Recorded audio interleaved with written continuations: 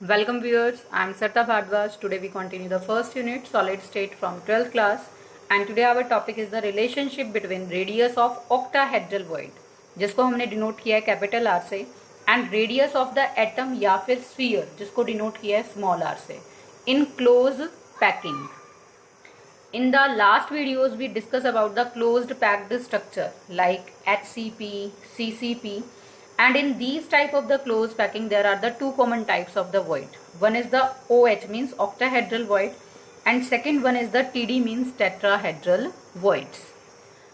Now today we give the relationship between these radius of the octahedral void and the radius of the sphere. Second हम इसमें करेंगे tetrahedral void और radius of sphere के बीच में relation.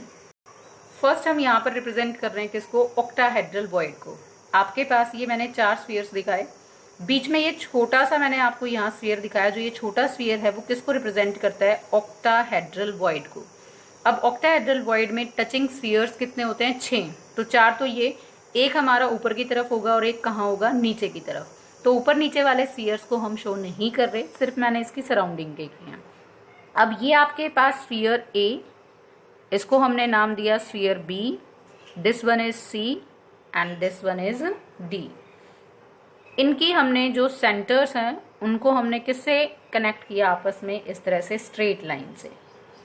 अब जो हमारे पास स्फीयर है उसकी रेडियस को हमने डिनोट किया कैपिटल आर से और जो ऑक्टाहेड्रल वॉइड है उसकी रेडियस को हम किससे डिनोट कर रहे हैं, स्मॉल आर से, जैसा यहाँ हेडिंग में भी रिप्रेजेंट किया है. अब जो हमारे पास ए से बी है ये क्या है, दो स्फीयर के बीच का डिस्टेंस है एडजेसेंट स्फीयर का, जिसको हम डिनोट किससे करेंगे, स्मॉल ए मींस एज लेंथ ए. बी सी के बीच का भी जो डिस्टेंस होगा वो किससे डिनोट होगा, ए से. अगर हम यहाँ से ए और सी को आपस में कनेक्ट करते हैं तो ए सी फ्रॉम फिगर किसके इक्वल आएगा, यहाँ से यहाँ तक का डिस्टेंस आर. अब आपके पास बीच में ये क्या आ गया, ऑक्टाहेड्रल वॉइड. ये किसके इक्वल है, रेडियस आर, और कंप्लीट अगर हम ले लेंगे तो कितने के इक्वल आएगा, 2r के, प्लस यहां से यहां तक का डिस्टेंस फिर capital R means radius of third हमारे पास जो ये स्फीयर है सी. अगर हम यहां से कंसीडर करते हैं right angle triangle A B C और यहां से ए सी स्क्वायर निकालेंगे तो ए सी स्क्वायर किसके इक्वल आएगा, ए बी का स्क्वायर प्लस बी सी का square. From figure A B किसके इक्वल है, ए स्क्वायर, बी सी भी किसके इक्वल है, ए के, तो उसका क्या हो जाएगा, ए स्क्वायर. यहां से ए सी की वैल्यू निकाले तो वो किसके इक्वल आ जाएगा, √2a. अब फिगर से हम ए सी की वैल्यू क्या पुट कर सकते हैं, यहां पर capital 2r plus small 2r, 2r plus 2r is equal to √2a. अगर मैं यहां से ए बी की रेशो यानी कि ए C upon A B ratio की फॉर्म में निकालूं तो ए सी डायग्राम से हमारे पास किसके, हमने सॉल्व करके किसके इक्वल निकाला, √2a. ए बी हमारे पास फिगर से किसके इक्वल है, ए के, तो इसकी वैल्यू हमने पुट की ए से ए क्या हो जाएगा, कैंसिल, तो हमारे पास क्या आ जाएगा, A C upon A B is equal to √2/1. अब ए सी हमने यहाँ वैल्यू पुट की या फ्रॉम फिगर हमारे पास किसके इक्वल है, 2r प्लस 2r. और अगर मैं ए बी की वैल्यू निकालूं तो ए और ये क्या है, बी, यहाँ पर इसकी रेडियस आर और ये रेडियस भी क्या है, आर. तो A B is equal to capital 2r, तो अपॉन में 2r इज इक्वल टू √2/1. यहाँ से हम इसको सॉल्व करें, 2r upon 2r plus 2r upon 2r, यहाँ से ये कैंसिल, 2 से 2 कैंसिल हो जाएगा, √2/1. तो यहाँ से आएगा 1 plus r upon r is equal to √2/1. 1 को हम उधर ले जाएंगे, r upon r is equal to √2 minus 1. √2 की वैल्यू 1.414 माइनस 1, तो सॉल्व करके आएगा 0.414. तो हम यहाँ से क्या लिख सकते हैं, r is equal to this. Means हम क्या कहेंगे, जो हमारे पास रेडियस ऑफ ऑक्टाहेड्रल वॉइड है और रेडियस ऑफ स्फीयर है उन दोनों के बीच में रिलेशन आएगा ये. या हम क्या कह सकते हैं, for an atom to occupy an octahedral void, it जो उसकी रेडियस होगी, इट्स रेडियस मीन्स उसकी रेडियस क्या होनी चाहिए, it must be 0.414 times the radius of the sphere. तो ये तो हमारे पास रिलेशन आ जाता है किसके बीच में, radius of octahedral and radius of sphere के बीच में। सेकंड हम सॉल्व करेंगे for the tetrahedral void. Tetrahedral void को रिप्रेजेंट करने के लिए हमें क्या करना पड़ेगा, we place the 4 spheres at the alternate corners of a cube. अब अगर हम क्यूब को रिप्रेजेंट करें तो this is the cubic arrangement.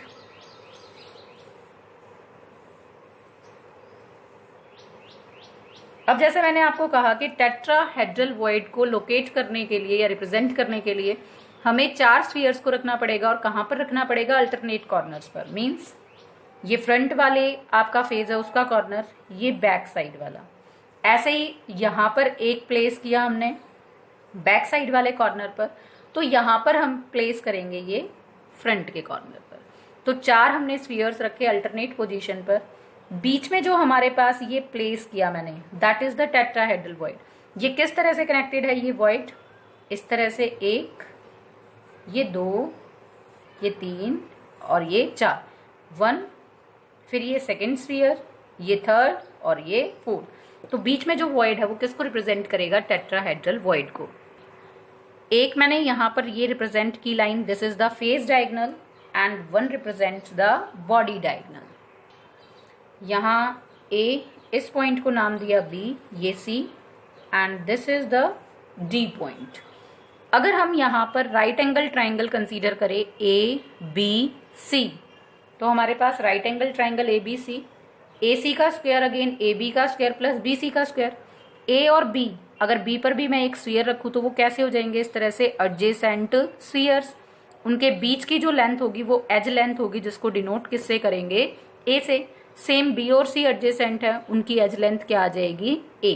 तो हमने वैल्यूज पुट की, तो AC की वैल्यू यहां से क्या आ जाएगी, √2A। एक्चुअल में जो हमारे पास A और C है, फेज डायगोनल्स पर जो एटम है इस तरह से, they are actually touching each other. अब स्फीयर की रेडियस R, इसकी भी रेडियस क्या, R। तो फ्रॉम फिगर AC किसके इक्वल आ जाएगा, 2R के। तो यहां वैल्यू पुट कर सकती हूं मैं, 2R is equal to √2A। अब हम सेकेंड ट्राइंगल की बात करते हैं ADC की। तो in right angle triangle ADC, AD का square is equal to DC square plus AC square. अब AC किसके इक्वल है, √2A, तो AC √2A का स्क्वायर हो जाएगा। DC किसके इक्वल है, A के, क्योंकि D और C भी एडजेसेंट क्या होंगे हमारे पास, स्फीयर, और उनके बीच की एज लेंथ हमारे पास क्या होगी, A। यहां से हम सॉल्व करके AD की वैल्यू निकालेंगे तो वो किसके इक्वल आ जाएगी, √3A। अब जो हमारे पास AD है वो डायग्रामेटिकली किसके इक्वल है, A, बीच में ये वॉइड और ये फिर हमारे पास D। इसकी जो रेडियस कैपिटल R, ये कंप्लीट हमारे पास 2R स्मॉल और ये R। तो ये किसके इक्वल आ जाएगा, capital 2R plus small 2R is equal to √3A। अगर हम यहां से रेशो निकाले किसकी, AD अपॉन AC की, तो अब AD किसके इक्वल है, √3A के। AC किसके इक्वल है, √2A। A से A क्या हो जाएगा, कैंसल। AD किसके इक्वल है, 2R प्लस 2R, और AC हमारे पास किसके इक्वल है, 2R के, √3/√2। अब यहां से इसको सॉल्व करेंगे तो क्या आएगा, 1 plus R/R is equal to √3/√2, या फिर R अपॉन R, 1 को उधर ले जाएंगे माइनस हो जाएगा। वैल्यूज पुट करेंगे यहाँ, √3 की वैल्यू 1.732, √2 की वैल्यू हमारे पास क्या आ जाएगी, 1.414 माइनस 1। एलसीएम लेकर जब हम इसको सॉल्व करेंगे तो हमारे पास जो वैल्यू आएगी वो नियरली कितने के इक्वल आएगी, 1.732 minus 1.414 upon 1.414, that is equal to 0.225। Means यहां से हमारे पास क्या आ जाएगा, जो R है इक्वल टू आएगा, R equal to 0.225 capital R। Means हम क्या कहेंगे, for a atom to occupy the tetrahedral void, its radius must be 0.225 times the radius of the sphere. इन दोनों रिलेशन से ये चीज भी क्लियर है कि जो टेट्राहेड्रल वॉइड है it is much smaller than the octahedral void. Next topic is the radius ratio. Generally in case of the ionic solid, the anion means जो नेगेटिव आयंस होते हैं दे present in the close packed arrangement, but the cation means जो positively charged ions होते हैं दे occupy the voids. It means the relation between the size of void and the sphere in the close packed arrangement is expressed in term of the radius of cation to the radius of anion, and that is known as the radius ratio. Means the ratio of radius of cation to the radius of anion. Radius of cation को हम represent करेंगे r plus से और इसको represent करेंगे r minus से. For cations, अभी जैसा मैंने आपको कहा कि कैटायंस किसको ऑक्यूपाई करेंगे, वॉइड्स को, और एनायंस क्या करेंगे, present in the closed packed arrangement. तो अगर कैटायन किसको ऑक्यूपाई करते हैं, टेट्राहेड्रल वॉइड को, तो जो हमारे पास रेशो है radius ratio r plus minus r minus means cation upon anion, वो किसके इक्वल आएगी, दैट इज इक्वल टू 0.225, या हम क्या कह सकते हैं r plus is equal to 0.225 r minus. लेकिन अगर कैटायन ऑक्यूपाई करते हैं किसको, ऑक्टाहेड्रल वॉइड को, तो दोनों की रेशो किसके इक्वल आएगी, इसके, या हम क्या लिख सकते हैं r plus is equal to 0.414 r minus. Radius ratio जो है वो क्वाइट इंपॉर्टेंट है in order to find out the possible coordination number as well as the structural arrangement in the close packing. अगर हमारे पास रेडियस रेशो इस range में है 0.155 से 0.225 तक, तो वहां पर कोऑर्डिनेशन नंबर कितना होगा, 3. अगर कोऑर्डिनेशन नंबर 3 है तो पॉसिबल हमारे पास स्ट्रक्चर जो अरेंजमेंट होगी वो क्या होगी, ट्राइगोनल प्लेनर अरेंजमेंट, मींस इस तरह से अरेंज होगा. इसमें आपके पास एग्जाम्पल या स्ट्रक्चरल टाइप अगर हम लेकर चले, that is the boron trioxide B2O3. इस रेंज में 4 कोऑर्डिनेशन नंबर, यहाँ पर 6, यहाँ पर क्या आ जाएगा 8. ये टेट्राहेड्रल, ये ऑक्टाहेड्रल, और इसमें क्या आ जाएगी cubic arrangement.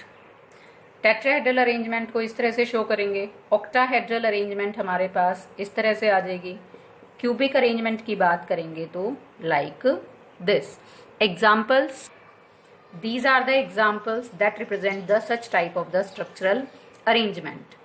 This radius ratio is quite important regarding the numericals point of view, जिसको हम नेक्स्ट वीडियो में करेंगे.